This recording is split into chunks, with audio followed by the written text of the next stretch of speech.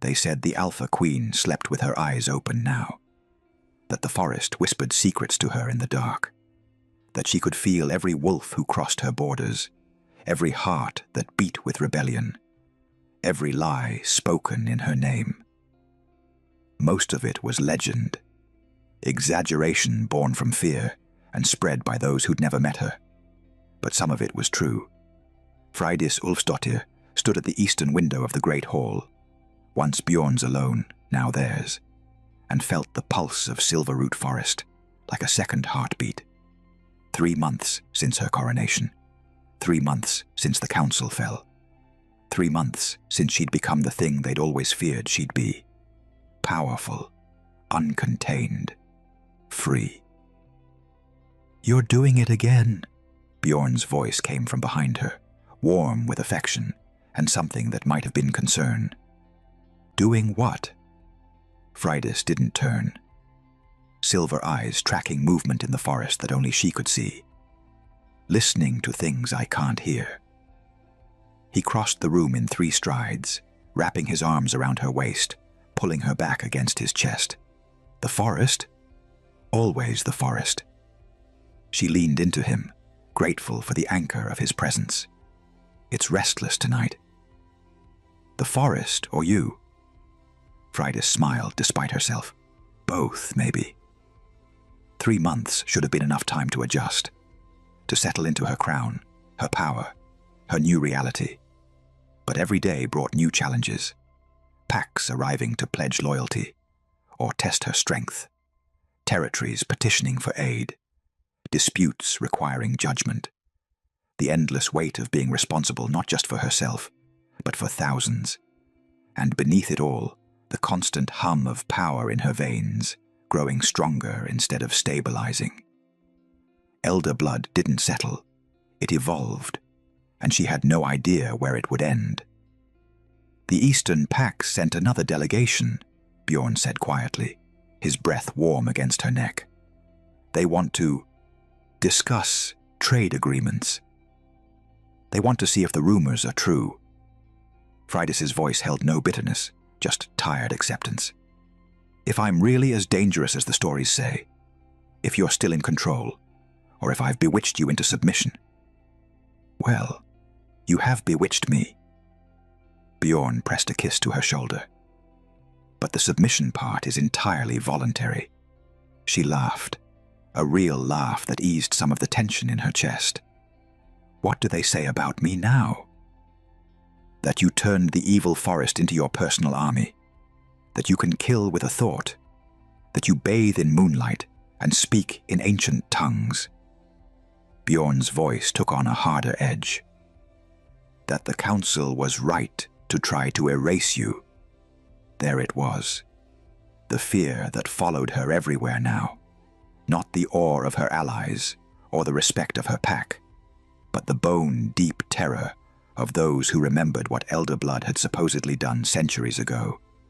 The burning wars, the tyrant queens, the chaos. Never mind that the council had orchestrated most of it. Never mind that history was written by those who'd won. The fear remained, woven into pack memory like a scar. "Do you ever regret it?" Freydis asked softly. "Breaking your oath for me, starting this war?" "Every day." Bjorn's honesty was brutal and beloved, "and I'd do it again every time.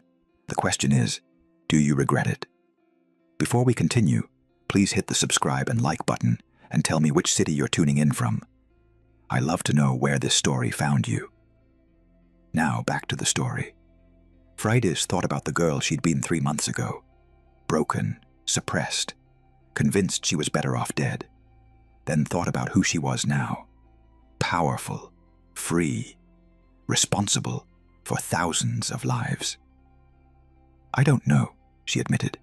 "Some days I feel like I'm exactly where I'm supposed to be. Other days I feel like I'm playing dress-up in someone else's destiny." "That's called being a ruler." Bjorn turned her to face him, violet eyes serious. "The ones who feel certain all the time are the ones who shouldn't have crowns." Before Freydis could respond, the great hall doors burst open. A pack runner stumbled in, clothes torn, breathing ragged, eyes wild with panic. Blood streaked his arm, not his own, judging by the color. Bjorn was instantly alert, power radiating. "Report." "Western border," the runner gasped. "Messenger came through the wards, dead before we reached him, but he was carrying—" The runner held out a sealed envelope, hands shaking. "This." Fridas took it, noting immediately that the seal was wrong. Not council, not any pack she recognized. The wax was black, stamped with a symbol that made her stomach clench with inexplicable dread. A sun, an old sun, with 13 rays instead of 12. "What is it?" Bjorn asked, seeing her expression. "I don't know." Fridas broke the seal carefully. Inside was a single piece of parchment, the handwriting ancient and precise. She read it once, twice, felt the blood drain from her face. "Fridas?" Bjorn's voice sharpened with alarm. She handed him the letter, unable to speak. Bjorn read aloud, his voice growing colder with each word. "To the pretender who wears the crown of first blood, you were never meant to rule. You were meant to end us all. The elder thrones await their queen. Come willingly, or watch your kingdom burn. We have waited 300 years. We can wait no longer. The keepers of the old sun." Silence crashed over the hall like a physical weight. "What are the elder thrones?" Bjorn asked quietly. "I don't know." Fridas felt power surge beneath her skin in response to the threat, silver fire crackling at her fingertips. "But they know what I am, what I carry, and they've been waiting." "For what?" Before Fridas could answer, the forest screamed. Not metaphorically, actually screamed. A sound that tore through the night like reality itself was breaking. Every wolf in the hall clutched their heads, driven to their knees by the psychic assault. Fridas ran. She was outside before conscious thought, barefoot on stone, racing towards Silverroot Forest with Bjorn right behind her. The trees thrashed despite no wind. Roots erupted from the ground, and at the heart of the forest, where the oldest oak stood, light, silver and wrong and ancient. Fridas skidded to a stop at the tree line, staring. The oak was bleeding, not sap, blood. Actual blood running down bark in rivulets, pooling at the roots, and where it touched the ground, symbols appeared. Runes older than any she'd seen, writing itself into existence. Bjorn grabbed her arm. "Don't!" But Fridas was already moving forward, pulled by something she didn't understand. She pressed her palm to the bleeding tree and felt a throne. Underground. Made of bone and root and starlight. A crown that predated kingdoms. A voice that had been waiting 300 years to speak. "Daughter of the first," it whispered directly into her mind. "The time has come. Your coronation was only the beginning. Now, the real test begins." Fridas jerked her hand back, gasping. The bleeding stopped. The runes faded. The forest went silent. But she could still feel it, the weight of something vast and old, turning its attention toward her. Something that had been sleeping. Something that was waking up. "What was that?" Bjorn demanded, his hands on her shoulders, checking her for injury. "I don't know." Fridas looked up at him, silver eyes blazing with power and fear in equal measure. "But I think—" She swallowed hard. "I think my coronation wasn't the end of anything. It was a summons." "A summons for what?" Fridas looked back at the ancient oak, at the place where blood had written messages in a language she somehow understood. "For the real queen," she whispered. "The one the elder blood has been waiting for.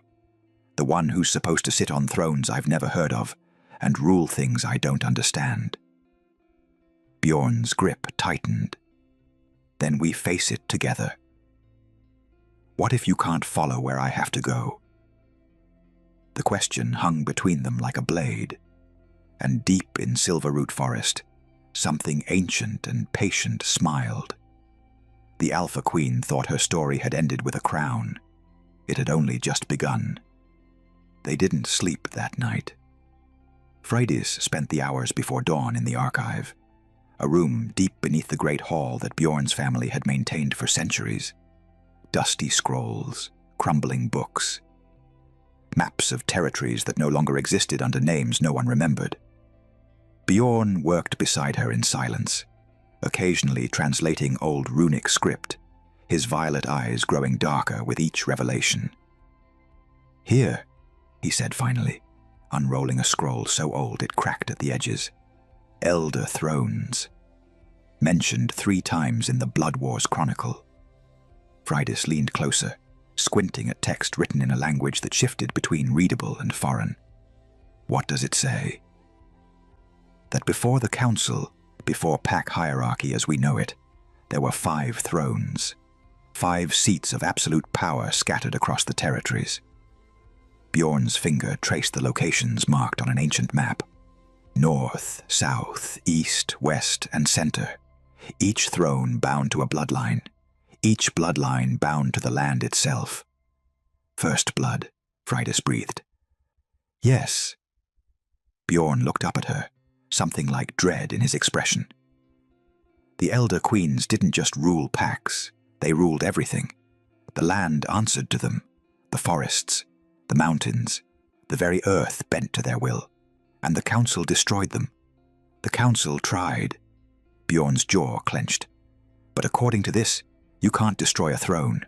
You can only empty it, remove the bloodline, let it sleep, until someone with the right blood comes along." Freydis felt the truth of it, settling into her bones like ice. "Someone like me." Before Bjorn could respond, pain lanced through Freydis's palm, sharp and sudden. She gasped, looking down to find her hand where she'd pressed it against the scroll, glowing with silver light. The runes on the parchment began to move. "Freydis!" Bjorn reached for her. "Don't touch me!" She jerked back, but it was too late. The light spread up her arm, beneath her skin, igniting every suppression scar that had once caged her. But this wasn't pain. This was recognition. The archive disappeared. 300 years ago, the Northern Throne. Freydis stood in a hall she'd never seen but somehow knew. Massive, built from stone and living root intertwined. And at its center, carved from a single piece of moonstone, sat a throne. A woman occupied it. Silver eyes, dark hair. Power radiating from her like heat from a bonfire. "You came," the woman said, voice layered with something ancient. "Finally. I've been calling for so long." "Who are you?" Freydis heard herself ask. "Your beginning." The woman smiled sadly. "Astrid Firstborn, the last Elder Queen of the North before the council came. Before they burned the thrones and slaughtered the bloodlines. Before they rewrote history and called us tyrants." "Were you tyrants? We were powerful." Astrid Firstborn rose from the throne, and as she moved, Freydis saw the hall wasn't empty. Shadows filled the edges, wolves, hundreds of them, kneeling. Power makes people afraid, and fear makes them cruel. The council told the packs we were monsters, that we drained the land, that we'd destroy everything if left unchecked. And the truth, Astrid's laugh was bitter. The truth is, we held the territories together, prevented wars, kept balance between wolf and forest, pack and prey. But the council wanted control, not balance. So they poisoned our wells, turned our own packs against us, and carved suppression runes into our children. Freydis's hand went to her collarbone, to the scars that had once burned there. "They learned from their mistakes," Astrid continued, seeing the gesture. "With us, they waited until we were grown. Powerful, harder to kill. But with you," her silver eyes blazed, "they tried to bury you before you could wake up. They failed. Yes. Astrid moved closer, and Freydis could see the family resemblance now. The bone structure, the eyes, the way power moved beneath skin like living lightning. But waking up is only the beginning. The throne calls, daughter of my blood. It's been empty for 3 centuries, waiting, sleeping, dreaming of the day when first blood would return. I don't want a throne, Freydis said quietly. I just want to be left alone. Astrid's smile was knowing. To rule your small kingdom beside your king and pretend that's enough? She shook her head. Blood calls blood, child. You can refuse the throne, but it will not stop calling. And those who fear your power will not stop hunting. The old sun keepers, the council remnants, every wolf who remembers the old stories and believes we were monsters. Then what do I do? You claim what's yours. Astrid gestured to the throne. You sit. You wake the land. You become what you were always meant to be. Not a queen of one kingdom, a queen of all territories. The hall began to fade, shadows dissolving like smoke. Wait, Freydis called. How? How do I? The throne will show you, Astrid's voice echoed as the vision collapsed. But know this, the throne demands everything. Your power, your will, your heart. And it gives nothing back but duty and isolation. Queens of the elder thrones rule alone, always alone. That is the price of absolute power. Present, the archive. Freydis gasped, stumbling backward into Bjorn's arms. The scroll crumbled to ash, centuries of preservation failing all at once. What happened? Bjorn demanded, holding her steady. You were glowing. Your eyes, they went completely silver. You weren't here. I saw her. Freydis's voice shook. The last Elder Queen, my ancestor. She showed me. She stopped, unable to finish. Showed you what? The throne.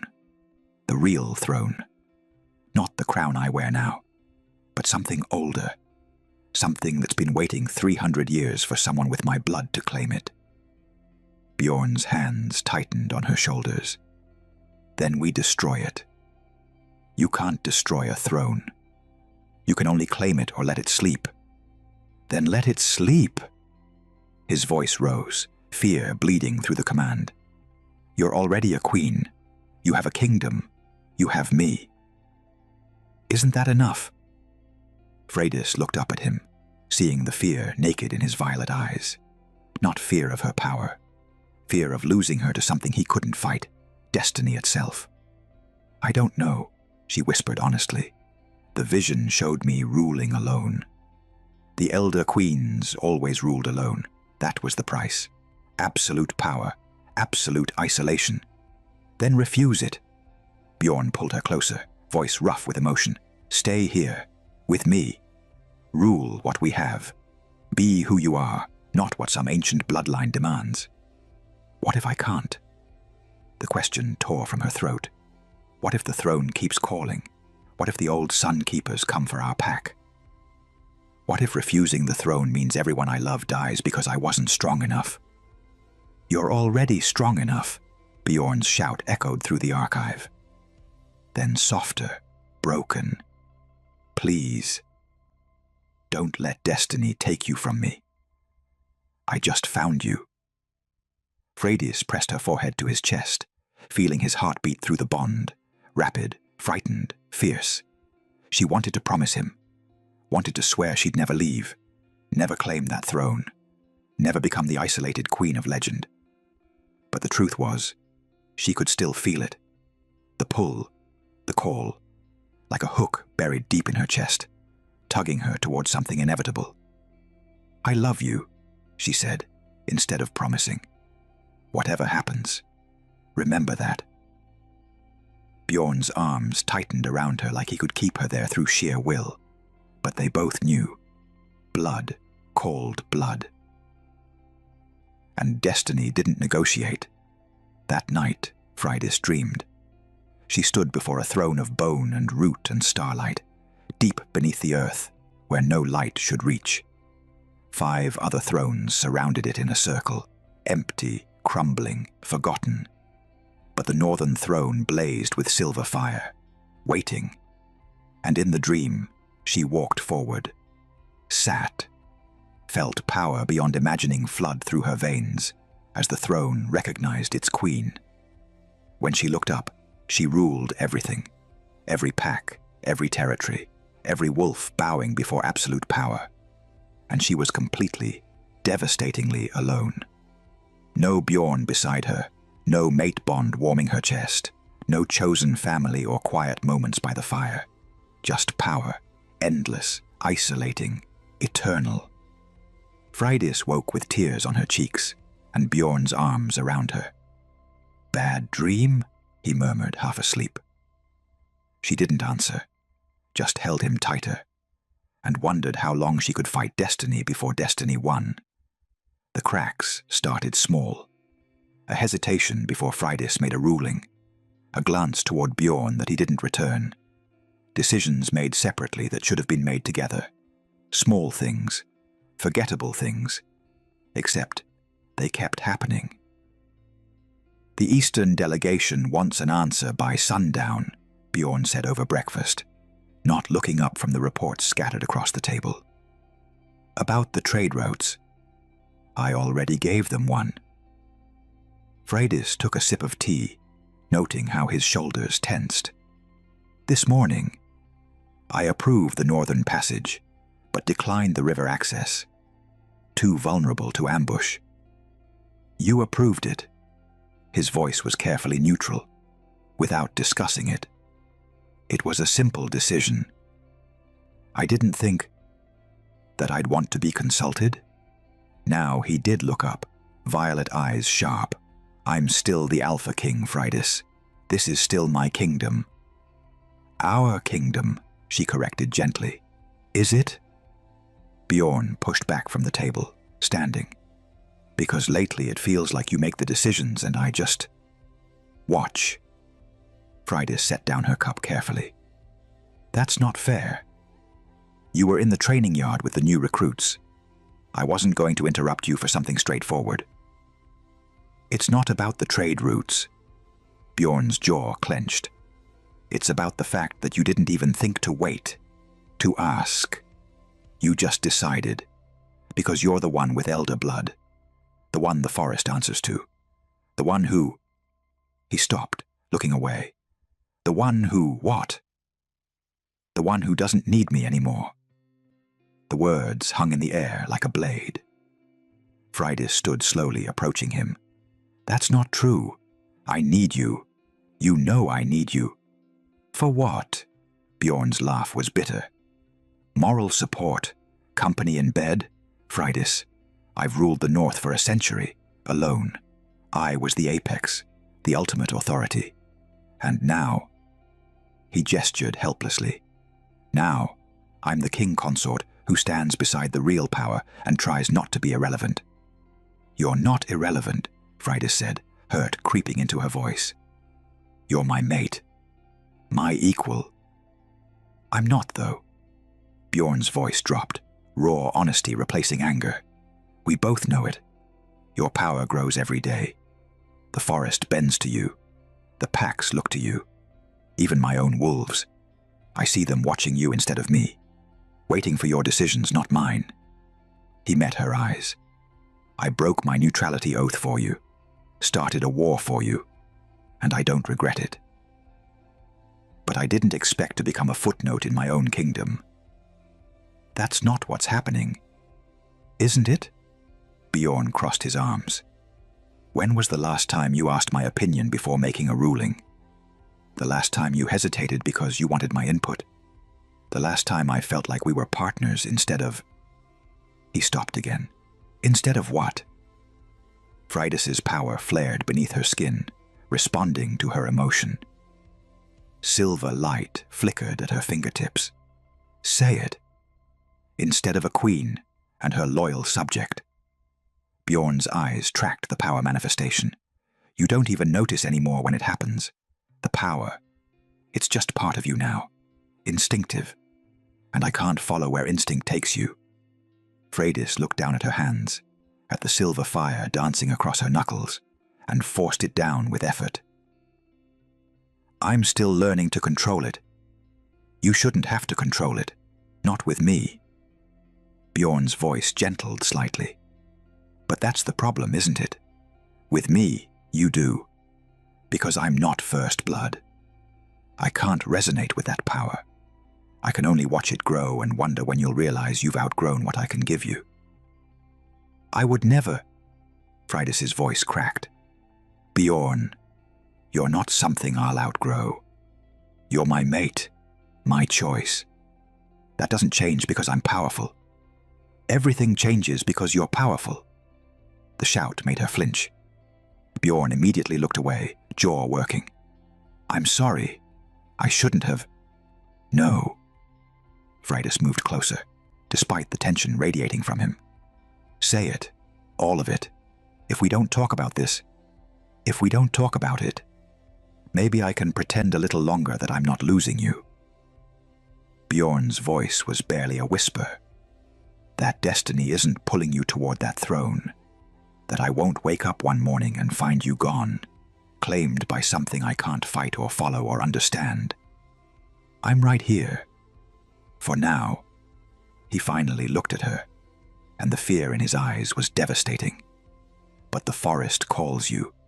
The throne waits. And I'm just a king who once thought he was enough. Freydis reached for him, but he stepped back. Not rejection. Self-preservation. I need some air, he said quietly. I'll be in the North Tower. Just give me an hour. He left before she could respond. Freydis stood alone in their chambers, power thrumming beneath her skin like a caged animal, and felt the first real crack in what they'd built together. She wanted to follow him. To fix this, to promise it would be okay. But the truth was, she didn't know if it would be. She found herself in Silverroot Forest without consciously deciding to go there. The trees bent toward her in greeting. Roots shifted to clear her path. The forest recognized its queen and welcomed her home in ways that should have felt comforting. Instead, it felt like confirmation of everything Bjorn had said. The forest answered to her. Not him, just her. I don't want to lose him, she whispered to the ancient oaks. Tell me how to keep him. The forest had no answer, or perhaps it did, and she didn't want to hear it. She walked deeper, following paths that appeared beneath her feet, until she reached the place where the old oak had bled. The tree stood silent now, but she could still feel the wrongness in the air. The sense of something vast stirring beneath the earth. What do you want from me? Freydis pressed her palm to the bark. What am I supposed to become? You already know. The voice came from everywhere and nowhere, inside her head, and whispered through leaves simultaneously. Freydis spun, power flaring instinctively. Who's there? Mother. The word stopped her cold. She scanned the clearing, seeing nothing but trees and shadow and moonlight filtering through branches. But the voice came again, clearer this time. Young, female, achingly familiar. Mother, I've been waiting so long. I'm not a mother, Freydis said to the empty forest. I don't have... Movement in the shadows. A figure stepping forward, small, child-sized, but not a child. The girl was made of moonlight and silver fire, translucent and impossible. Her eyes were the same shade as Freydis's own. Her features held an eerie similarity. What are you? Freydis breathed. Possibility, the spirit said. The daughter you could have, the legacy you could leave, the future waiting to be born. She tilted her head. If you claim the throne, that's not... Freydis felt her chest tighten. The vision showed me alone, isolated. There was no child, no family, just power. Because you were afraid to look closer. The spirit drifted nearer. The throne demands everything, but it also gives everything. including this. Me. Us. A bloodline that continues. Power that doesn't die with you. At what cost? The spirit's smile was sad. The same cost it's always been. Him or the throne. Love or legacy. You cannot have both. That's not fair. Destiny rarely is. Fridas felt tears burn her eyes. I love him. More than power. More than thrones or legacies or any of it. I know, the spirit whispered. That's what makes the choice so cruel. Then I won't choose. Fridas's voice hardened with determination. I'll refuse the throne. Stay here. Be what I am now. That's enough. Is it? The spirit gestured to the forest around them. When the old sun comes, when the threats grow beyond what one kingdom can handle, when refusing the throne means everyone you love dies anyway. Stop. I'm not here to hurt you, Mother. The spirit began to fade, moonlight dissolving into shadow. I'm here to show you what waits, what could be. The choice is still yours. Wait. But she was already gone. Freydis stood alone in the clearing, tears streaming down her face, feeling the weight of impossible choices pressing down on her shoulders. Behind her, she felt Bjorn's presence before she heard his footsteps. How long have you been there? She asked without turning. Long enough. His voice was rough. Did you see a daughter? Freydis wiped her eyes. Or the possibility of one, if I claim the throne. Silence. Then Bjorn's arms wrapped around her from behind, pulling her back against his chest. I'm sorry, he whispered. For earlier. For making this harder. You weren't wrong. Neither were you. He pressed his face into her hair. We'll figure this out. Somehow. But as they stood there, holding each other in the moonlit forest, both of them knew. The distance was growing, and neither of them knew how to stop it. The first pack disappeared on a Tuesday. 23 wolves from the Western Ridge territory, gone without a trace. No bodies, no signs of struggle. Just empty dens and cold fire pits. By Friday, 3 more packs had vanished. This isn't random. Bjorn stood over the map in the war room, marking locations with increasing urgency. Look at the pattern. They're circling us, moving inward. Freydis studied the marks, feeling dread settle in her stomach. They're hunting something specific. You. Bjorn's voice was flat. They're hunting you. Before she could respond, the doors burst open. A border scout stumbled in, blood streaming from a gash across his chest, eyes wild with terror. They're here, he gasped, at the southern border. Dozens of them, maybe hundreds. I've never seen. He collapsed. Healers rushed forward, but Bjorn was already moving, strapping on weapons with practiced efficiency. Sound the alarm. Full defensive positions. No one leaves the keep. I'm coming with you, Freydis said. Absolutely not. If they're hunting you, then they'll find me eventually. Better on my terms. She met his eyes, silver blazing. I'm not hiding while our people die. Bjorn looked like he wanted to argue. Instead, he nodded once, sharp and military. Stay close. If I tell you to run, you run. Understood? Understood. They both knew she was lying. The southern border was chaos. Fires burned across the tree line. Wolves fought in both forms, human and shifted, against enemies unlike anything Freydis had ever seen. They wore armor made of bone and blackened steel, faces hidden behind masks carved with that same ancient sun symbol. 13 rays instead of 12. But it wasn't their appearance that froze her blood. It was their weapons. Blades that glowed with the same sickly green light as suppression runes. Arrows that exploded into binding nets on impact. And something else. A sound, high-pitched and wrong, that made every wolf within range drop to their knees, unable to shift, unable to fight.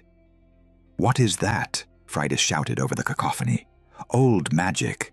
Bjorn was already shifting, his massive alpha form tearing through 3 hunters before they could react. "Cover your ears." But Friday didn't need to. The sound that crippled other wolves barely registered to her. Elder blood, she realized. First blood didn't answer to suppression magic the same way, which meant she was the only one who could fight at full strength. A hunter noticed her standing unaffected and pointed, "The queen! Take her alive!" 6 of them converged on her position. Friday didn't think, didn't plan, just reacted. Silver fire exploded from her hands, raw and uncontrolled, catching the nearest hunter mid-stride and sending him flying backward into a tree with bone-cracking force. The others hesitated, and in that hesitation, she struck again. This time, she didn't just throw power. She commanded it. The earth beneath the hunters erupted. Roots shot up like spears, not killing but binding, wrapping around limbs and weapons and dragging them down. The forest itself responded to her fury, branches reaching down to cage the hunters in living wood. The high-pitched sound cut off abruptly as the device producing it was crushed. Wolves surged back to their feet, shifting, fighting with renewed strength. But Freydis wasn't done. She walked toward the remaining hunters, power radiating from her in visible waves. The ground cracked beneath her feet, the air shimmered with heat, and her eyes blazed pure silver, no pupils, just light. "You came to my territory," she said, and her voice carried across the battlefield like thunder. "You hurt my people. You hunt my blood."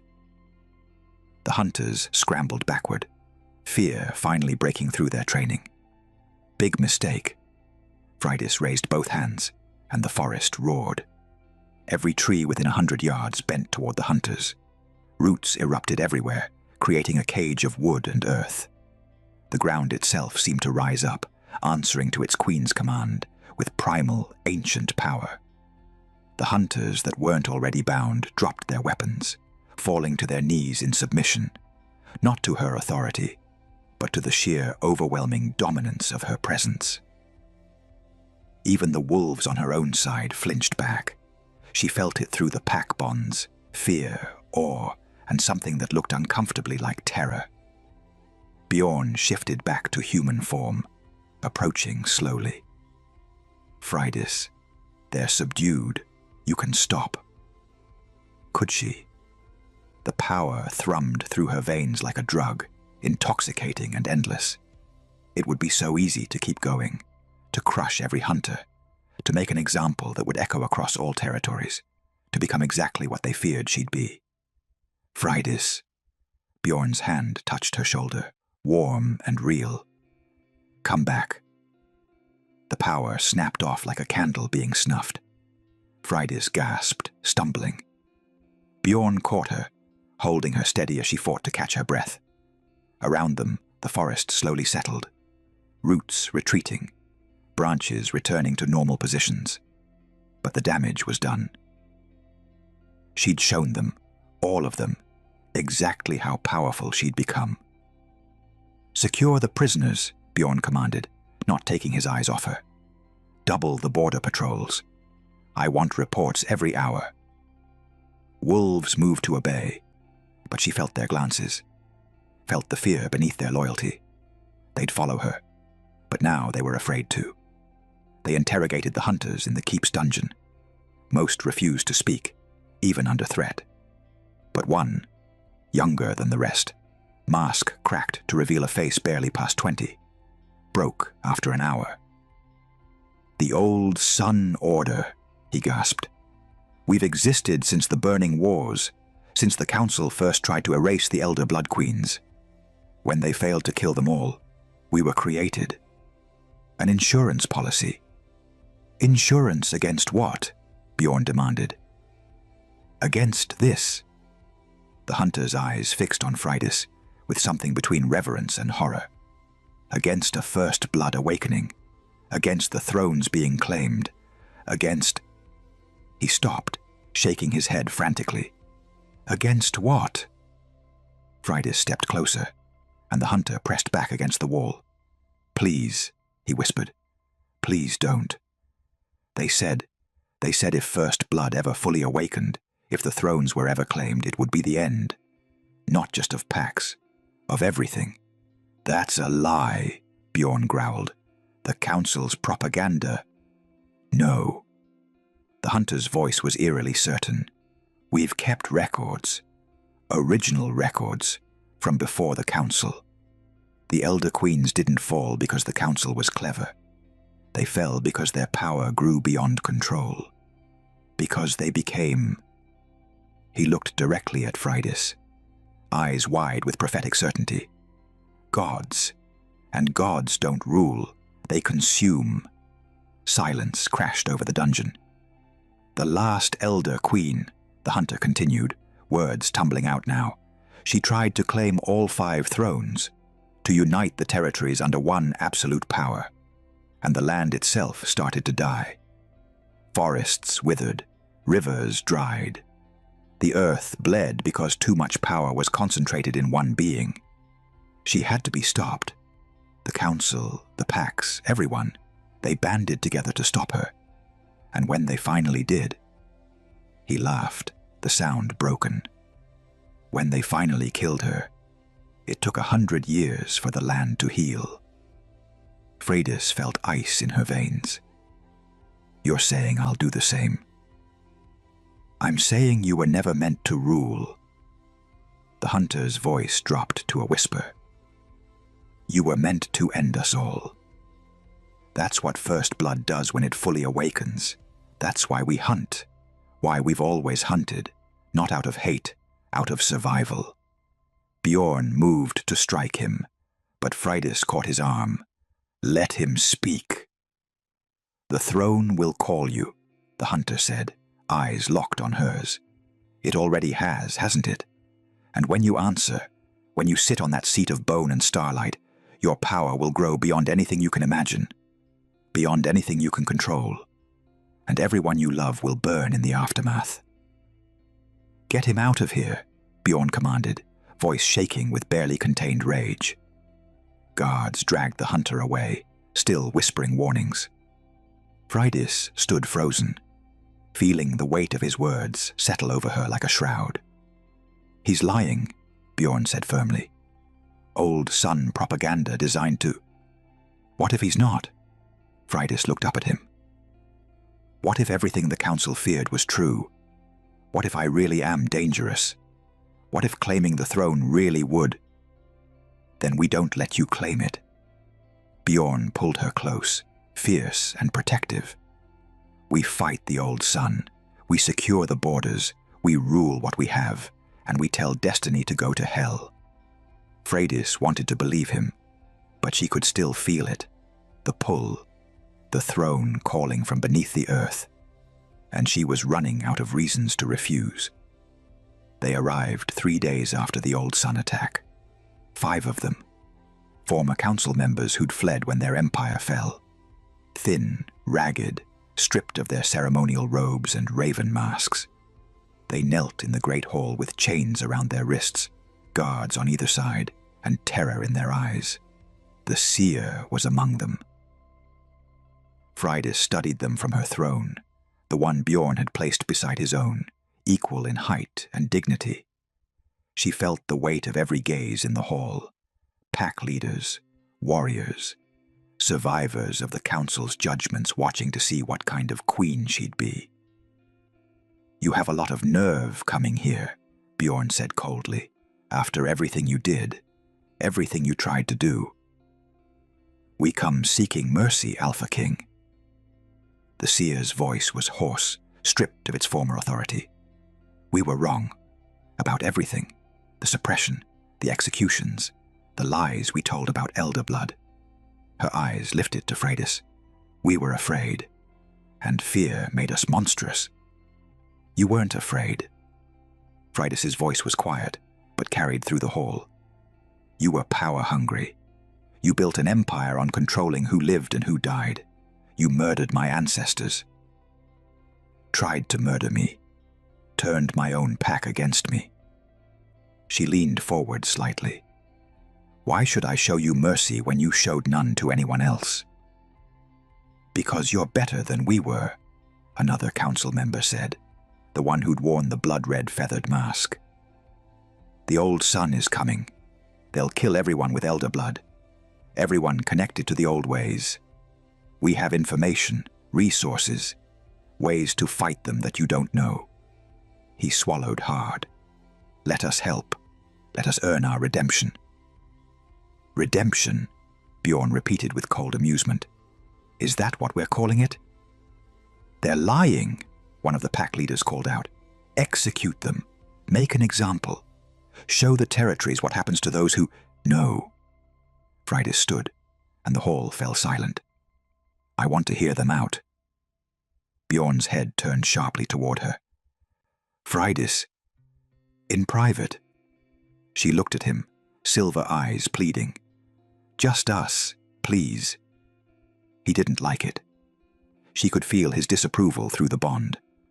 But he nodded once, dismissing the hall. You can't seriously be considering this, Bjorn said the moment they were alone with the prisoners. These are the people who tried to kill you, who carved suppression runes into your skin when you were a child. Who would have watched you die in that forest without a second thought? I know what they did. Freydis paced the length of the hall, power flickering beneath her skin in response to her agitation. Believe me, I remember every second of it, but... She stopped, facing him. What if they're telling the truth? What if they do have information about the old sun? Ways to fight them? Then we extract the information through other means. Torture, you mean? If necessary. Bjorn's voice held no apology. They don't deserve your mercy. Maybe not.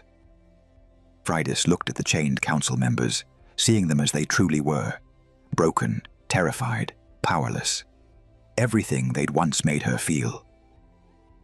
But what kind of queen does it make me if I kill them out of revenge?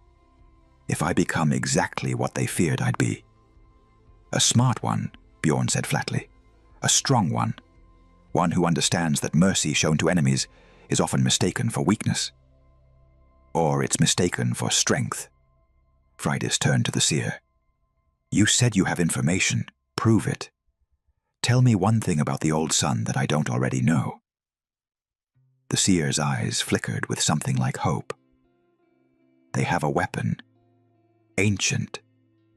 Forged during the Burning War specifically to kill elder blood. It's called the Sundering Blade. One cut is enough to sever the connection between First Blood and the land itself. It strips the power away, leaving the bearer human. Mortal. Killable. Freydis felt ice in her veins. How do you know this? Because the council commissioned it. The seer's voice was barely a whisper. 300 years ago, as insurance. We gave it to the old sun when we realized we couldn't control them. They've kept it hidden, waiting for a First Blood to awaken, so they could use it. Bjorn moved toward the seer, with lethal intent. You created a weapon, specifically designed to...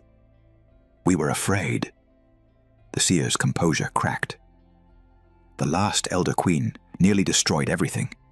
The land itself was dying. We thought it was necessary. A safeguard. Where is it now? Freydis asked quietly.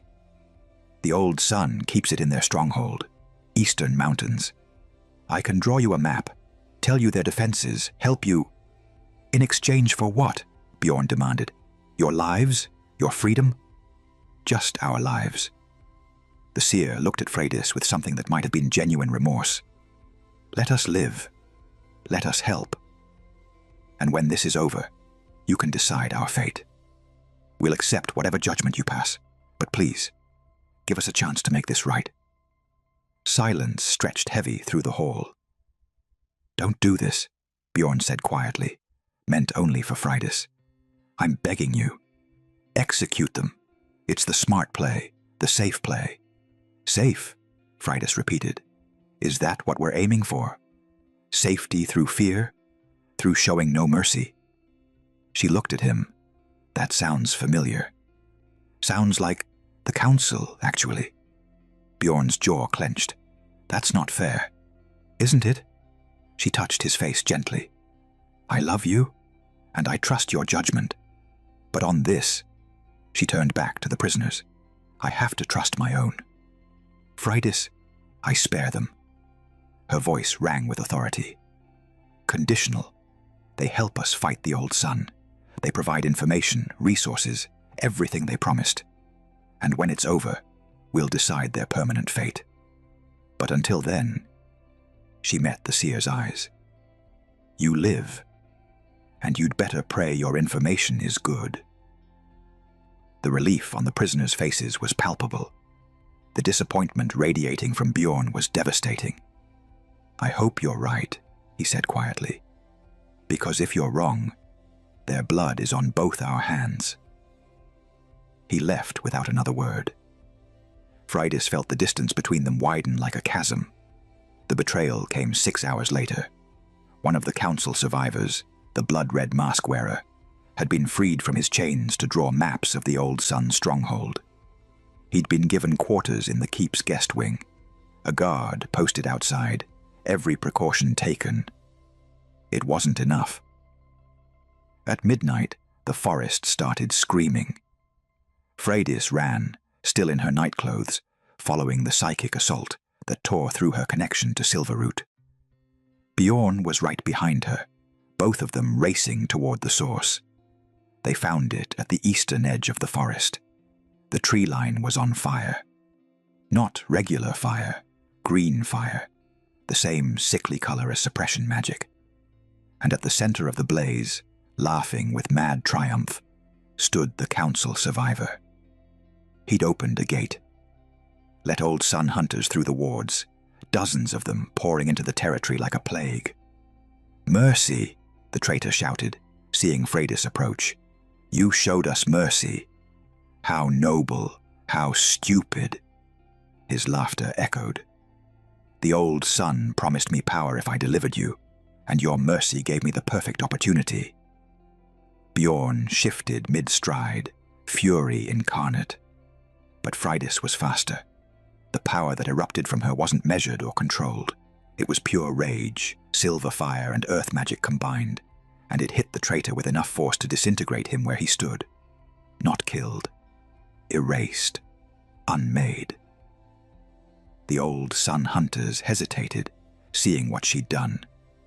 Then the forest itself attacked, not at Freydis' command, on its own. Roots shot up like spears, impaling hunters. Branches reached down like claws, ripping them apart. The earth opened beneath their feet, swallowing them whole. The forest wasn't just defending its territory.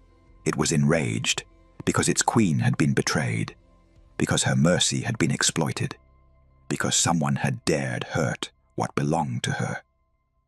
Freydis tried to pull the power back, tried to stop the carnage, but the forest wouldn't listen. For the first time since her awakening, she felt it. The terrible truth the old sun hunter had warned about. The power was growing beyond her control. Stop, she screamed, but the forest only raged harder. Bjorn grabbed her, pulling her back from the carnage. We need to leave. Now. Before. A crack like thunder split the night. Both of them turned toward Silverroot's heart, where the ancient oak stood. The tree was bleeding again, not just sap this time. Actual blood, running down bark in rivers, pooling at the roots. And where the blood touched the ground, the earth itself began to die. Grass withered, flowers turned to ash. The very soil went black and dead. No, Freydis whispered. No, no, no. She ran toward the tree, Bjorn shouting behind her. When she reached it, she pressed both hands to the bleeding bark and felt the forest's pain like her own. Felt its rage, its protectiveness, its absolute refusal to let anyone hurt its queen again, even if that meant destroying itself in the process. Please, Freydis begged, tears streaming down her face. Please stop. I'm okay. I'm not hurt. Please. The bleeding slowed, then stopped, but the damage was done. Around the ancient oak, in a perfect circle 30 feet wide, everything was dead. The earth black as ash, the grass gone. Even the air felt wrong, empty of life. Bjorn reached her, pulling her away from the tree. What happened? The hunter was right. Freydis's voice was hollow. The more powerful I become, the more dangerous I am. Not just to enemies, to everything. She looked up at him with silver eyes full of tears. I showed mercy, and it nearly destroyed our home. Maybe mercy isn't something someone like me can afford. Don't say that. Bjorn held her face between his hands. One traitor doesn't. Look around us, Freydis gestured to the circle of death. I'm killing the land just by existing, just by being what I am. The forest is so bonded to me that it dies when I'm hurt. How long before that spreads? How long before the old sun hunter's prophecy comes true? Bjorn had no answer, and in the silence, they both heard it. The throne, calling louder than ever before, promising power enough to control the forest, to prevent this from happening again, promising everything, if she was willing to give up everything in return. The old sun came at dawn, not with scouts or probing attacks, with everything. Hundreds of hunters pouring through the eastern mountains like a plague, armed with weapons designed specifically to kill gods. The alarm bells rang too late. Freydis was in the war room when the first explosion shook the keep. Before she could react, Bjorn was already moving, shifting mid-stride, violet eyes blazing with alpha dominance. Stay inside, he commanded. Let me. No. Freydis grabbed his arm, power already crackling beneath her skin. We fight together, like we always do. For a moment she thought he'd argue. Instead, he pulled her close, fierce and desperate, and kissed her like it might be the last time. Together, he agreed. But if I tell you to run, I won't. I know. His smile was sad. That's what terrifies me.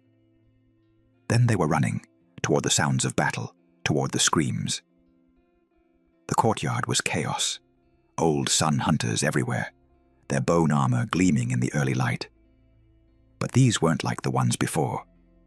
These moved with supernatural speed, wielded weapons that glowed with ancient magic, and seemed to know exactly where to strike. They'd been training for this, for her, for centuries. Bjorn tore through them with brutal efficiency, his massive alpha form dominating the battlefield. But there were too many. For every hunter he killed, 3 more appeared.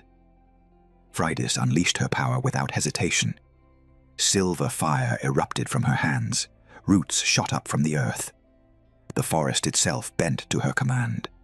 But even that wasn't enough. Then she saw it. A hunter breaking from the main force, moving with singular purpose, toward the healer's wing, toward the children sheltering there. No! Freydis started to run, power gathering. But another hunter stepped into her path. This one different, taller, wearing armor marked with those 13 sun rays, and carrying a blade that made her blood run cold. Black metal, runes carved along its length, the same sickly green glow as suppression magic, the sundering blade. Hello, Queen. The hunter's voice was female, cultured, almost kind. I've been waiting 300 years to meet you. Freydis raised her hands, silver fire blazing. Then you've wasted 300 years. Have I? The hunter moved, faster than Freydis could track, and the blade sliced through her defenses like they were paper. Pain lanced up her arm, not physical, but something deeper, a wrongness that made her power flicker and fail.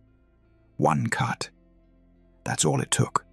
One cut from the sundering blade, and she felt her connection to the forest start to unravel. The old sun sends its regards, the hunter said, raising the blade for a killing blow. Bjorn hit her like an avalanche.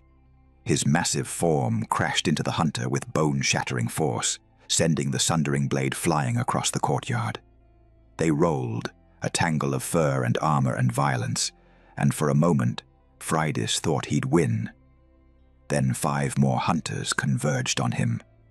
"Bjorn!" Freydis screamed, trying to reach him, but her power was still faltering, the sundering blades cut, disrupting everything. She watched in horror as they overwhelmed him, saw him take blow after blow, refusing to fall, refusing to let them past him to reach her. Saw him bleeding from dozens of wounds, still fighting, still standing between her and death. Saw the blade, a different one, wreathed in green fire, pierce his chest.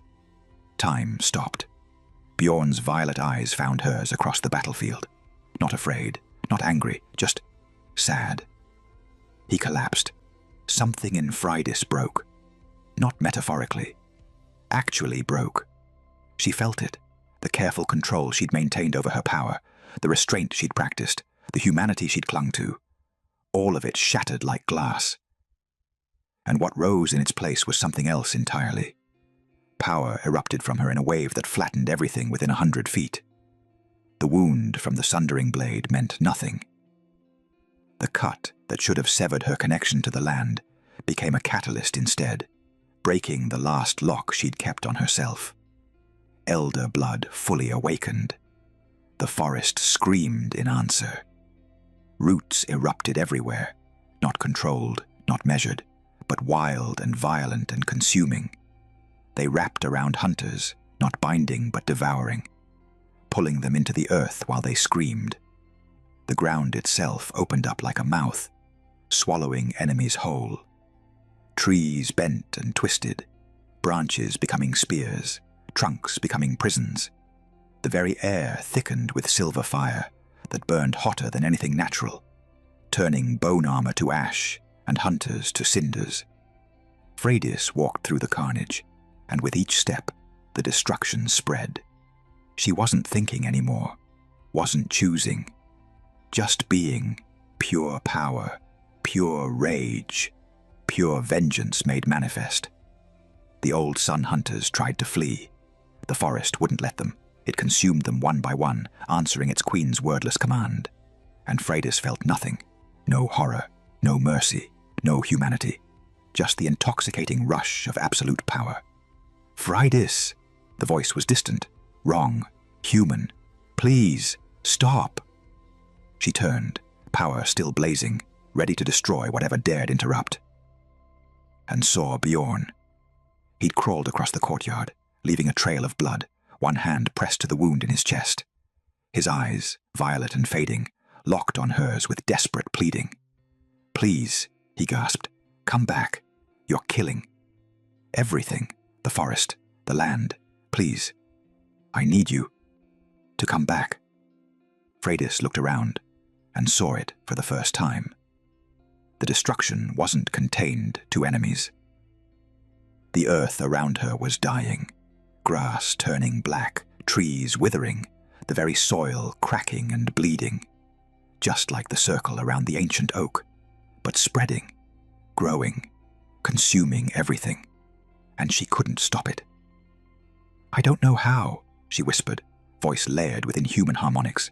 "I don't. Bjorn, I don't know how to stop. Choose me."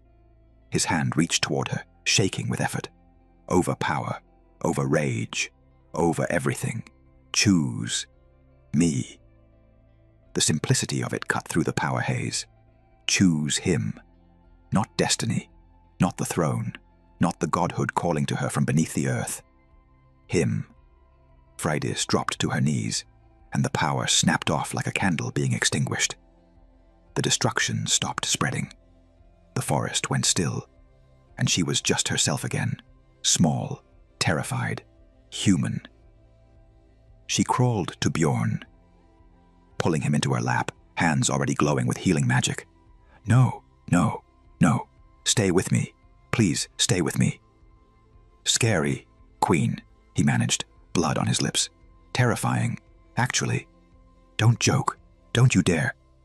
Her healing magic poured into him, but the wound was deep, too deep, and she was exhausted, power depleted from the display. "Love you," Bjorn whispered. "Worth it. All of it." His eyes closed. "No," Freyda screamed, pouring everything she had left into him. "You don't get to die. You don't get to leave me. Bjorn." Healers rushed over, taking him from her arms despite her protests. They worked with desperate efficiency, calling for supplies, for help, for miracles. Freydis sat in the blood-soaked courtyard, surrounded by destruction she'd caused, and felt the weight of what she'd become. The old sun hunter had been right. She wasn't meant to rule. She was meant to end everything. And she'd almost done it. Around her, the survivors watched with fear in their eyes. Not fear of the enemy, fear of her. Their queen who'd saved them and nearly destroyed them in the same breath. Freydis looked at her hands, still flickering with residual power, still capable of such terrible destruction, and made a decision. If Bjorn died, if her loss of control had killed the one person who anchored her to humanity, she'd walk into Silverroot Forest and never come back. Let the throne call. Let destiny demand. Let the old sun hunt. Without Bjorn, none of it mattered. She'd become exactly what they feared, and she was absolutely terrified of herself. Hours later, the healers emerged. "He'll live," the head healer said quietly. But it was close. Closer than I'd like. He needs rest, complete rest, no shifting, no fighting, for weeks at minimum. Freydis nodded numbly, not trusting herself to speak. "You can see him, but my lady..." The healer hesitated. "He's asking for you, but he's also afraid of what happened, of what he saw you become." The words hit like physical blows. Even Bjorn was afraid of her now. "I understand," Freydis whispered. She entered his room slowly, like approaching a wounded animal. Bjorn lay unconscious, bandaged and pale, breathing shallow but steady. She took his hand carefully, half expecting him to pull away even in sleep. He didn't. But she felt it anyway. The distance, the fear, the knowledge that she'd crossed a line today that couldn't be uncrossed. "I'm sorry," she whispered to his unconscious form. "I'm so sorry. I almost killed you.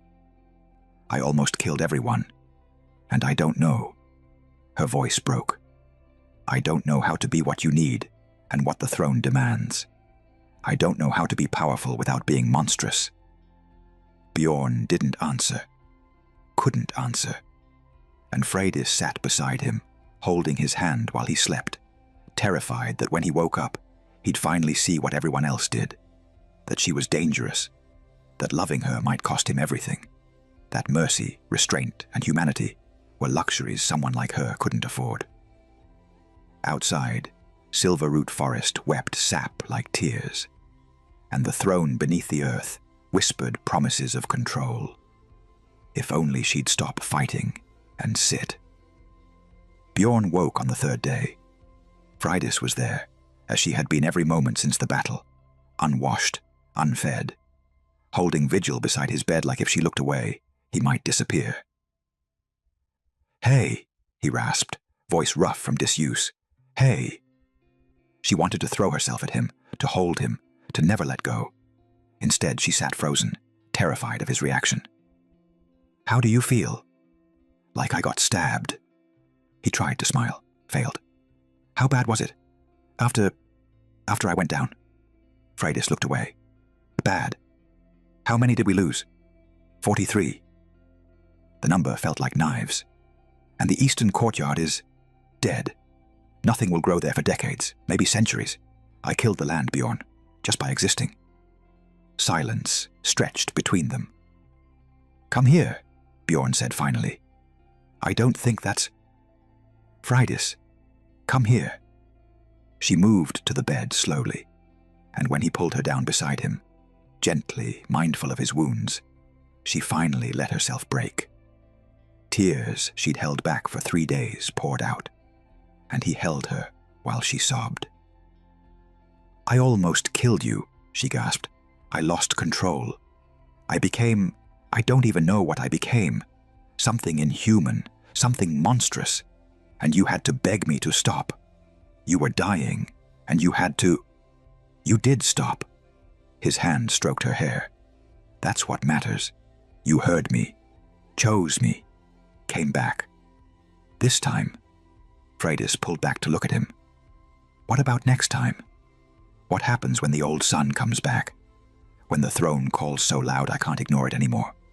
What if next time I can't come back? What if I kill you? Kill everyone? Then we make sure there isn't a next time." Bjorn's voice hardened with determination. "We find another way. We refuse the throne. We—" The ground shook. Not violently, just a tremor, barely noticeable. But Freydis felt it through her connection to the land, something vast shifting beneath them. Something waking up. "No," she whispered. "Not now. Please, not now." But the throne didn't care about timing. The floor of Bjorn's room cracked, not breaking, but revealing. Stone sliding aside to expose a stairway carved from living root, descending into darkness that glowed with silver light. "What is that?" Bjorn tried to sit up, wincing. "The throne." Freydis stood slowly, drawn toward the opening despite herself. "It's been calling for weeks, but now—" She looked at the stairs with dread. "Now, it's tired of waiting. Then we seal it. You can't seal a throne." Freydis's voice was hollow. "You can only claim it or refuse it. And if I refuse it now after what happened—" She gestured to his bandaged chest. "The old sun will come back. The forest is already dying. The land is destabilizing. Everything the hunter warned about is happening. The only way to stop it is to claim absolute power that will destroy your humanity." Bjorn's jaw clenched. "No, I won't let you sacrifice yourself for— For what? For you? For our pack? For the entire North?" Freydis's voice rose. "When does my sacrifice become acceptable? When you're dead? When everyone's dead? It's never acceptable." Bjorn pushed himself upright, despite the obvious pain. "There has to be another way." "There isn't." Freydis felt tears on her cheeks again. "The vision showed me. The spirit showed me. The throne demands everything. And maybe—" Her voice broke. "Maybe that's what I'm supposed to be. Maybe trying to be both queen and human is what's causing the instability. Maybe I just need to accept—" "That you're a weapon?" Bjorn grabbed her hand. "That you're only valuable as raw power? No. I refuse. We didn't fight this hard for you to erase yourself. I almost killed you. And you stopped." He pulled her closer, forcing her to meet his eyes. "You chose me over power. You came back. That's not a flaw, Freydis. That's not weakness. That's the proof that you're stronger than any throne, any destiny, any prophecy. Or it's proof that I'm too weak to do what needs to be done." Freydis pulled away, looking at the glowing stairs. What if claiming the throne is the only way to control this power?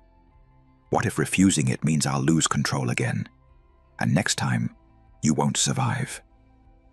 Then we face it together. Bjorn stood, swaying slightly. "But you're not going down there alone. You're not sacrificing yourself while I watch. Either we find a way that doesn't cost you everything, or we don't find one at all. That's not logical. I don't care." His voice was absolute. "You think I survived a century alone, broke my neutrality, started a war, just to lose you to some ancient magic? You think I fought my way back from the edge of death just to watch you walk away?" He cupped her face in his hands. "I love you, all of you, the powerful parts and the human parts, and I won't let you choose between them. The throne won't give me that option. Then we make it give us that option. Bjorn's smile was fierce and slightly unhinged. We're both alpha blood, both powerful. What if the answer isn't you claiming absolute power alone? What if it's us sharing it? That's not how Elder Thrones work. How do you know? He challenged.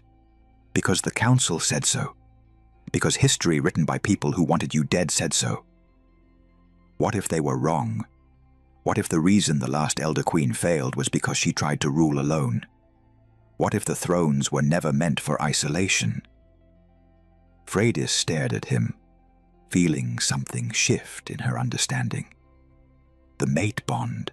When we bonded, the power changed, became more stable, more controlled.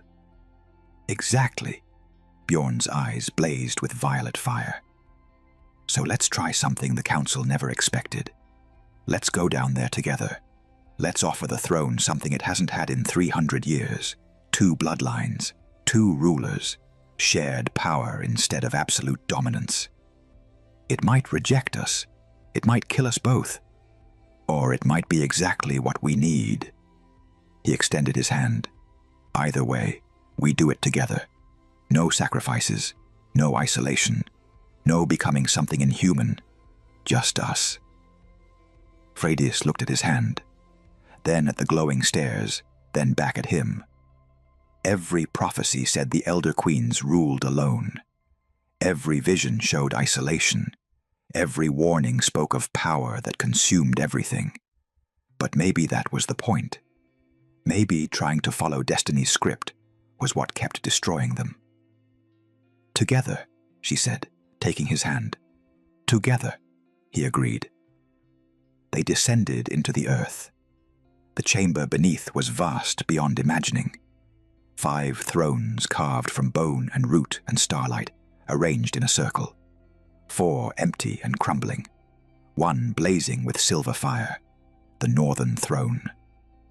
Finally, a voice whispered through the chamber, ancient, patient, hungry. The queen arrives. Not alone, Freydis said, gripping Bjorn's hand tighter. I claim the northern throne, but not as an isolated ruler, as one half of a bonded pair, as mate and equal. Silence. Then laughter. Not cruel, but surprised. Unprecedented, the voice mused. A king who demands to share the burden? This has not been done. Then let it be done now, Bjorn said, power radiating from him. We're both alpha blood, both powerful, both willing. The throne demands everything. Fine. Take everything from both of us, but don't ask her to walk this path alone. The throne pulsed, considering. The cost remains. Humanity, mortality, the bonds that tie you to ordinary life. We'll pay it, Freydis said, together, but we keep each other. That's not negotiable. Then sit, the voice commanded, and we shall see if love is stronger than destiny. They approached the throne together. Bjorn sat first, pulling Freydis into his lap, her back against his chest. His arms wrapped around her waist, their hands intertwined. And as one, they claimed the northern throne. Power exploded through them, not dividing, but multiplying. Silver and violet fire intertwined, spiraling upward, tearing through the chamber and into the earth above. The forest roared in response, not pain, but joy. Recognition. Not one ruler, 2. Balanced, shared. Freydis felt the humanity the throne tried to strip away, felt the isolation it tried to impose, and felt Bjorn's presence anchoring her, reminding her, keeping her herself. The power reshaped itself, learning a new pattern. Not dominance, but partnership. Not consumption, but balance. When the light faded, they sat together on the throne, altered but not erased, powerful but not inhuman, changed, but still themselves. Freydis looked at their intertwined hands and saw marks, silver and violet spirals traced up their arms like living tattoos. The throne's seal, the bond made permanent. Did we just, she started, rewrite 300 years of prophecy, Bjorn finished. I think so. Above them, Silver Root Forest exploded with new growth. The dead earth around the ancient oak bloomed. The withered trees straightened. The land itself healed in a wave spreading outward from the throne chamber. The throne had what it wanted, and they'd kept each other. Unprecedented, the ancient voice whispered again, but this time with approval. Perhaps this is what we needed all along, not isolation, but unity. They climbed back into the light together, and the North bowed to its king and queen, finally truly equal. The old sun came one final time. Not in ambush, not with stealth. They marched across the eastern border at midday, 500 strong. Carrying banners marked with that ancient 13-rayed sun, they wanted the North to see them coming, wanted to inspire fear.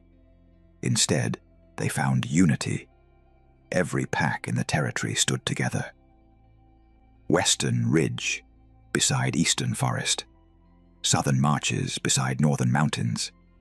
Wolves who'd spent centuries feuding now stood shoulder to shoulder, weapons ready, eyes blazing with determination. Because their queen had asked them to. Not commanded, asked. And they'd answered. Freydis stood at the front lines, Bjorn beside her, both wearing the marks of the throne. Silver and violet spirals traced up their arms, visible proof of their shared power. Last chance, Bjorn called across the battlefield. Turn back, leave the North, never return. We'll let you go.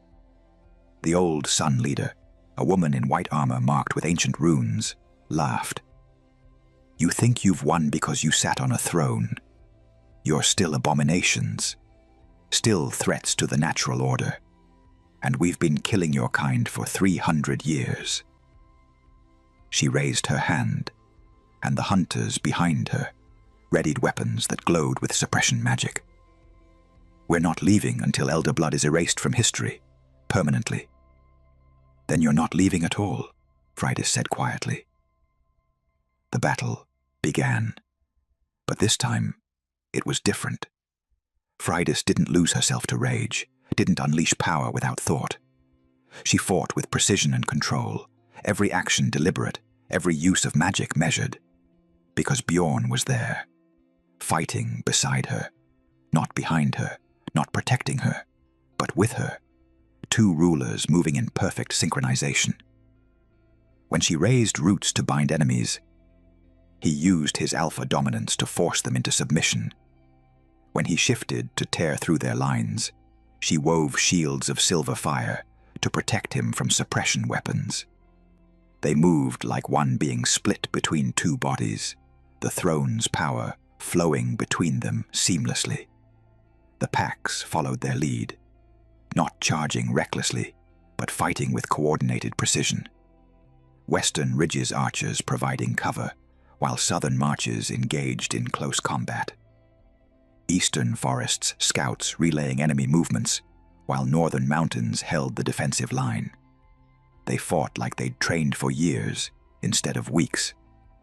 They fought like they believed victory was possible. The old Sun Order began to falter. Impossible, the white-armored leader snarled, raising the sundering blade, the same weapon that had nearly killed Bjorn. You're just one bloodline, one kingdom. You can't... She's not alone.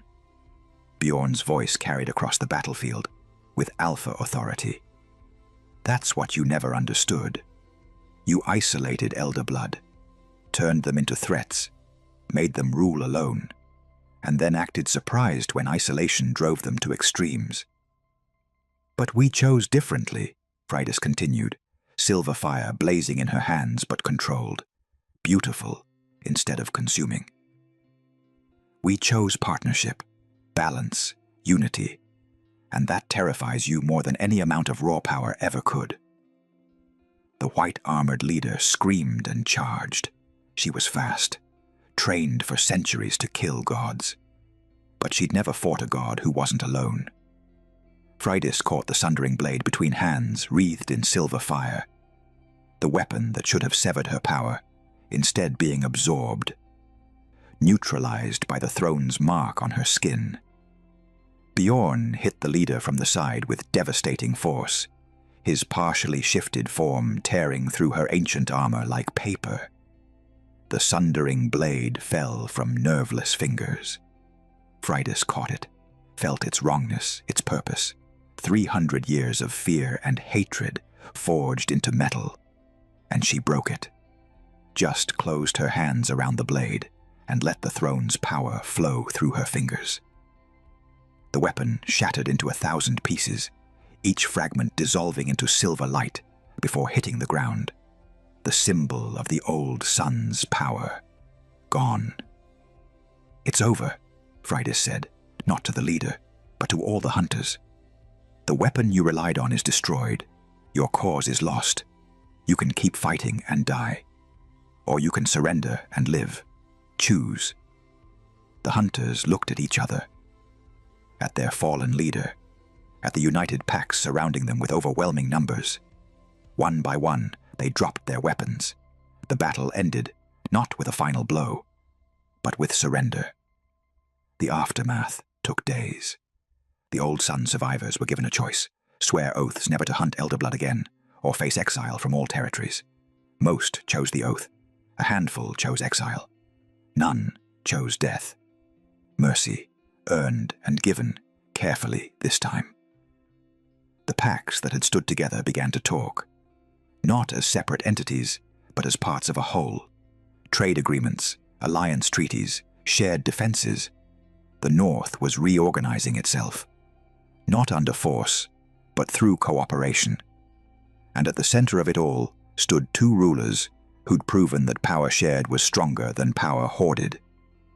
On the 7th day after the battle, the pack leaders requested a formal audience. Freydis and Bjorn stood before them in the great hall, uncertain what this gathering meant.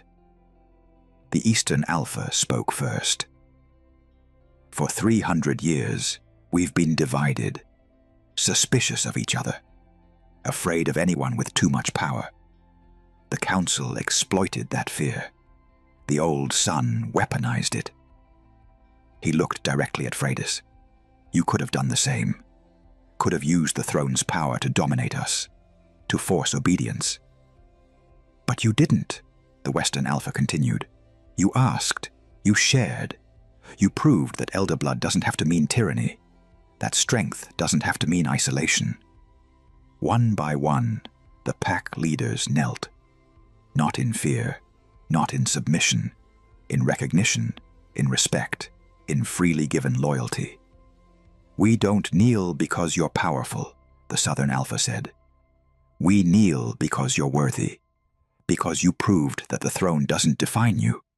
You define the throne." Freydis felt tears on her cheeks. She looked at Bjorn, who smiled and squeezed her hand. "Rise," she said softly. "Please. If we're building something new, we build it as equals. I'm not a tyrant queen. I'm not an isolated ruler. She paused, searching for the right words. "A leader who remembers what it's like to be powerless," Bjorn finished, "who uses strength to protect instead of dominate, who earned her crown through sacrifice, not conquest." "Exactly," Freydis said. "So rise. Stand with us, not beneath us. That's the only way this works." The pack leaders stood, and the hall erupted in cheers. Grandmother Helka shuffled forward, carrying a circlet of woven silver and moonstone. Not the crown Freydis had worn before. Something new. "The packs voted," the old woman said. "Not because you demanded it, because they chose it. You are Alpha Queen of the North, not by right of blood alone, but by consent of those you rule." She placed the circlet on Freydis's head. "Wear it well. Wear it humbly. Wear it knowing you earned it." Then she turned to Bjorn with a matching circlet of violet-black stone. "And you, Alpha King, equal partner, equal ruler. May you never forget that your strength comes not from standing above her, but beside her." Bjorn knelt so she could place the crown on his head, then rose and pulled Freydis close. Two rulers, one throne, perfect balance. The hall exploded with celebration, howls and cheers, and the kind of joy that comes from surviving something impossible together. But Freydis barely heard it. She was looking at Bjorn, seeing the pride and love in his violet eyes, feeling the bond between them stronger than ever. "We did it," she whispered. "You did it," he corrected. "I just refused to let you do it alone." "Same thing." She kissed him, gentle and fierce and full of promise. "Thank you for not giving up on me, for not letting me give up on myself." "Always," Bjorn said against her lips. "For however long we have. However this story ends. Always." Around them, the North celebrated its new rulers. The queen who'd been left to die and chose to live. The king who'd broken every oath to save her. And the throne they'd claimed together, rewriting 300 years of prophecy with a single word: together. That night, Freydis stood at the edge of Silverroot Forest, no longer afraid of it, no longer consumed by it, just connected, and felt the land settling into balance. The dead patches were healing, the forest was growing, the earth itself seemed to breathe easier. Behind her, she heard Bjorn approach. "Thinking about the future?" he asked. "Thinking about the past?" Freydis turned to face him. The girl who walked into this forest expecting to die, who believed she was broken, wrong, dangerous. She was never those things. No. Freydis smiled. She just needed someone to see her, really see her, and refused to look away. Bjorn pulled her close, and they stood together watching moonlight filter through the trees. Two rulers, two partners, two souls who'd found each other in the darkest moment, and chosen to keep choosing each other every day after. The North had its queen, but more importantly, Freydis had found something she'd never expected. Home, family, love. Not despite her power, but alongside it, and that made all the difference. Spring came to Silverroot Forest in full glory. Where death had once reigned, life exploded in riotous color. Wildflowers carpeted the forest floor in shades of silver and violet, matching their rulers' marks. Birds returned, filling the canopy with song. Even the ancient oak, once bleeding and tortured, stood tall and strong, its bark scarred but healing.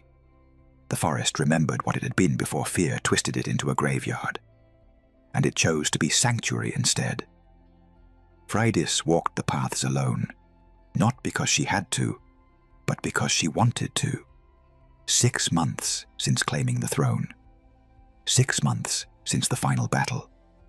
6 months of rebuilding, healing, and learning what it meant to rule with consent instead of dominance. The voices that had once called to her constantly, destiny, prophecy, the throne's demands, had finally gone quiet. Not silenced, but satisfied. The forest no longer needed to scream for her attention. It knew she was listening. She stopped at the clearing where she'd first been left to die, the scorched earth where the execution circle had burned. Grass grew there now, soft and green and peaceful. "I thought I'd find you here," Bjorn's voice came from behind her. Freydis smiled without turning.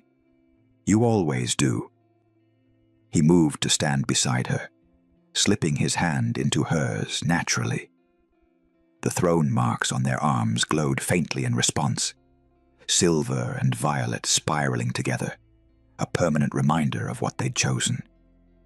"Hard to believe it's only been 6 months," he said quietly, looking at the healing forest. "Feels like a lifetime." Several lifetimes.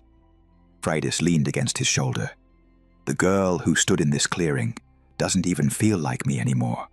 She was so small, so afraid, so convinced she didn't deserve to exist. And now? Now I know better." She squeezed his hand. "I exist. I deserve to. And anyone who says otherwise can answer to my mate." Bjorn laughed, a real laugh, full and free. Terrifying queen. Still my favorite thing about you. They stood in comfortable silence, watching sunlight filter through leaves, listening to the forest's peaceful sounds. The southern delegation arrived this morning, Bjorn said eventually. They want to discuss the alliance treaty. And the Western Alpha sent word they're having trouble with rogue hunters. Nothing we can't handle. But they're requesting advisement. Tomorrow, Friday said. Tonight I just want this. Us. The quiet. Agreed. Bjorn turned to face her fully. There's something else. Grandmother Helka stopped me earlier. Said the forest has been preparing something. Wouldn't tell me what. Just said we should come to the ancient oak at sunset. Freydis felt a flutter in her chest. Not fear, but curiosity. She say anything else? Just that the forest keeps what it's given. And sometimes it gives back. They returned to the ancient oak as the sun painted the sky in shades of gold and rose. Grandmother Helka waited there, looking impossibly ancient and somehow ageless at once. She smiled when she saw them approach together.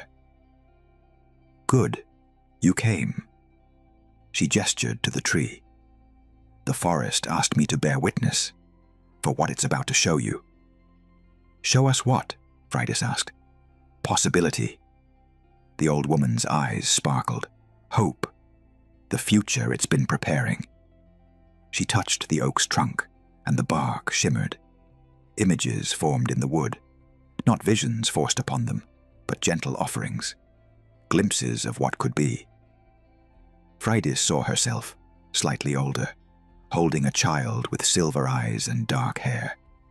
Saw Bjorn teaching a young boy how to shift, violet eyes glowing with pride. Saw laughter and family, and the quiet joy of a life built on choice instead of destiny. Saw the daughter spirit from months ago, but solid now. Real. Possible. The throne took much from you, Grandmother Helka said softly. Your innocence, your certainty, your easy path. But it also gave you something, the ability to choose your legacy, not through conquest or isolation, but through love. The images faded, leaving only smooth bark. Is this real? Freydis whispered. Or just another manipulation? Another way to... It's real, Bjorn said, his voice thick with emotion. I can feel it. Through the bond, through the throne. The forest isn't demanding anything, it's offering. When you're ready, Grandmother Helka added. Not now, not soon, necessarily, but someday. When you choose, the forest will keep the possibility safe until then. Freydis felt tears on her cheeks. Not sad tears. Grateful ones. She'd spent so long being told she was dangerous, that her bloodline should end with her, that she was better off erased. But the forest, the same forest that was supposed to have killed her, was offering her the chance to continue, to build something lasting. To prove that elder blood could create as well as destroy. Thank you, she said to the ancient oak, to the forest, to whatever magic listened, for keeping that safe, for believing I could be more than a weapon. The oak's branches rustled in response. Approval, recognition, love. Later, long after Grandmother Helka had left, Freydis and Bjorn sat by the fire in the border keep, their sanctuary, their beginning, their home. Are you afraid? Bjorn asked, pouring wine into 2 cups. Of the future, of what we're building. Terrified, Freydis admitted. Every day I wake up wondering if I'll lose control again, if the power will consume me, if I'll become what they feared. But I wake up beside you, and I remember that I don't have to face it alone, that we chose this together. That strength doesn't mean isolation. She took the offered cup. So the fear is still there, but so is hope, and I'm learning that hope is stronger. Bjorn raised his cup. To hope, then, to futures we choose instead of destinies we're given, to building something better than what came before. To us, Fridas added, for refusing to let destiny win. They drank, and the wine tasted like celebration and promise and quiet joy. I love you, Bjorn said simply, for the record, in case I don't say it enough. You say it constantly. Fridas smiled, but I'll never get tired of hearing it. I love you too, for saving me, for seeing me, for choosing me when the smart play was walking away. Smartest thing I ever did was break that neutrality oath. He pulled her close, and she settled against his chest, listening to his heartbeat through the bond. Outside, Silver Root Forest hummed with contentment, no longer screaming, no longer desperate, just alive and growing and protecting the kingdom it had claimed. The throne beneath the earth rested, satisfied with its dual rulers, and two wolves who'd found each other in the darkest moment sat together, planning a future that belonged to them alone. They said the Alpha Queen slept with her eyes open, that she could feel every heartbeat in her territory, command the forest itself, bring kingdoms to their knees with a thought. Most of it was still legend, but some of it was true. What they didn't say, what they couldn't know, was that the queen who terrified enemies slept peacefully in her mate's arms every night. That the woman who'd rewritten prophecy still hummed old lullabies when she was nervous. That the ruler who commanded absolute power chose every day to share it instead. They didn't know that the forest that should have killed her had instead given her everything: a crown, a kingdom, a mate, and someday, when they chose it, a legacy. They'd left her behind to die in the evil forest. She'd returned to rule it. And together with the king who'd refused to let her face destiny alone, she'd remade the North into something better than it had ever been. The council was gone, the old sun defeated. The throne claimed not through isolation, but through unity. And the forest, ancient, patient, and finally at peace, kept watch over its chosen queen. Freydis Ulfsdottir, first blood, Alpha Queen of the North, the girl they'd tried to erase. The woman who'd proven that power shared was stronger than power hoarded. The queen who'd looked at impossible choices and chosen love anyway. She was left to die.